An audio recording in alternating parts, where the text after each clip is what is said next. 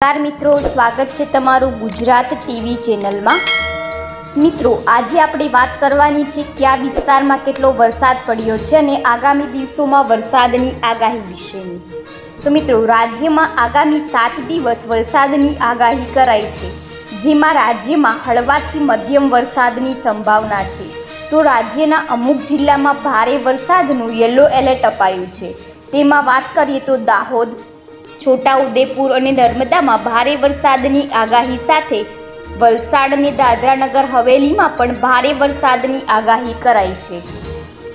તો આવતીકાલે અરવલ્લી અને મહીસાગરમાં ભારે વરસાદની આગાહી છે। તો દાહોદ, પંચમહાલ, છોટાઉદેપુર તથા નર્મદામાં ભારે વરસાદની આગાહી કરાઈ છે।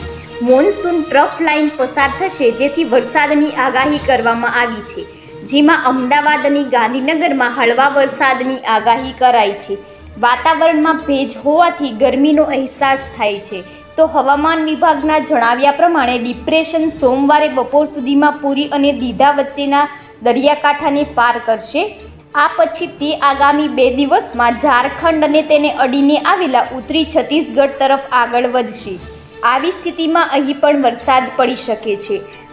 તો હવામાન નિષ્ણાત અંબાલાલ પટેલે વરસાદને લઈને આગાહી કરી છે। તેમનું કહેવું છે કે આજે રાજ્યના કેટલાક ભાગોમાં છૂટોછવાયો વરસાદ પડી શકે છે। તો આજે પૂર્વ ગુજરાત અને ઉત્તર ગુજરાતમાં છૂટોછવાયો વરસાદ થવાની શક્યતાઓ રહેલી છે। તો મધ્ય ગુજરાતમાં છૂટોછવાયો વરસાદ રહેશે। સાથે સાથે આજે પંચમહાલમાં ભારે વરસાદી ઝાપટા પડવાની શક્યતાઓ છે। તો 9 અને 10 સપ્ટેમ્બરમાં દક્ષિણ ચીનમાં પ્રચંડ વાવાઝોડું બનશે અને તેના અવશેષો બંગાળના ઉપસાગરમાં આવશે। તો બંગાળના ઉપસાગરમાં હલચલ થતાં ડીપ ડિપ્રેશન બનશે અને 12 થી 13 સપ્ટેમ્બર સુધી ડીપ ડિપ્રેશન મજબૂત બનશે, જે ગુજરાત તરફ આવવાની શક્યતાઓ છે। ડીપ ડિપ્રેશન પૂર્વ અને મધ્ય ગુજરાતમાં આવવાની શક્યતાઓ છે, જેના કારણે 12 અને 13 સપ્ટેમ્બરથી હવામાનમાં પલટો આવશે। સાથે સાથે ભારે વરસાદ થવાની પણ શક્યતાઓ વ્યક્ત કરવામાં આવી છે।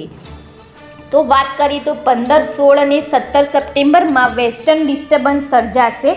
27 સપ્ટેમ્બરથી ગુજરાતમાં ગાજવીજ સાથે વરસાદની શક્યતાઓ છે। તો 9 અને 10 ઓક્ટોબર સુધીમાં વધુ વરસાદી સિસ્ટમ ગુજરાતમાં બનશે। તો મિત્રો, ગુજરાતમાં હવામાન વિભાગે સામાન્ય વરસાદી ઝાપટાની આગાહી કરી છે, જેમાં રાજ્યમાં આજથી વરસાદનું જોર ઘટ્યું છે। રાજ્યમાં આજે છૂટાછવાયા વરસાદની આગાહી કરવામાં આવી છે અને સાબરકાંઠા, અરવલ્લી, મહીસાગર, ભરૂચ, વલસાડ, અમદાવાદ અને ગાંધીનગરમાં હળવા વરસાદની આગાહી કરાઈ છે। તો વરસાદી સિસ્ટમ નબળી પડી છે, જેના કારણે જોર ઘટ્યું છે અને હાલમાં કોઈ મોન્સૂન ટ્રફની સિસ્ટમ સક્રિય નથી। તો હવામાન વિભાગની આગાહી પ્રમાણે વાત કરવામાં આવે મિત્રો, તો ગુજરાતમાં વરસાદ ગયો નથી, પરંતુ હળવા વરસાદી ઝાપટા પડી શકે છે। તો આગામી અઠવાડિયામાં સારો વરસાદ પડે તેવી સંભાવના સેવાઈ રહી છે।